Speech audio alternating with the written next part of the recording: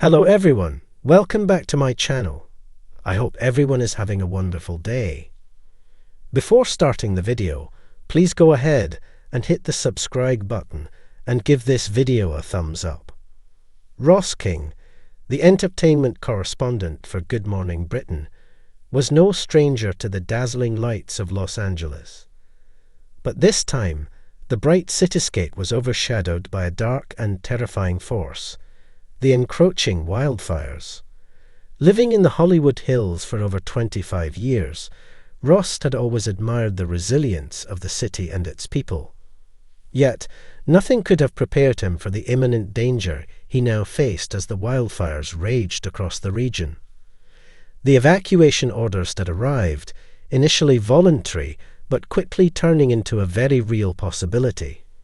Ross, speaking to Good Morning Britain hosts Ranvir Singh and Ed Balls via video call, expressed his fear.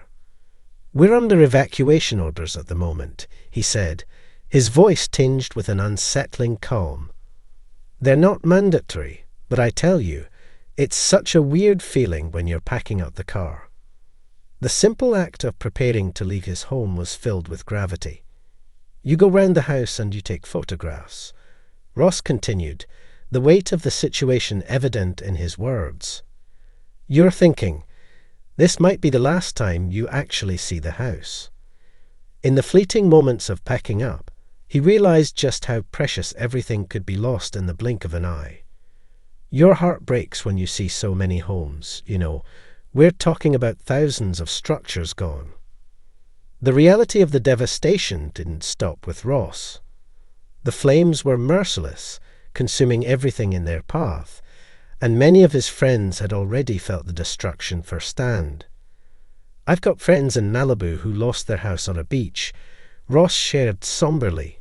"3 other people I know have completely lost their homes." It was a sobering reminder of the severity of the crisis, and Ross admitted it was the scariest ordeal he had ever faced. Despite living in Los Angeles for decades, Ross had never seen such widespread destruction. The fires were unrelenting, and no neighborhood seemed safe from their wrath. "It's one of the weirdest and one of the scariest things that I've gone through," he confided. The scale of the disaster was almost incomprehensible, with entire neighborhoods disappearing into the smoke.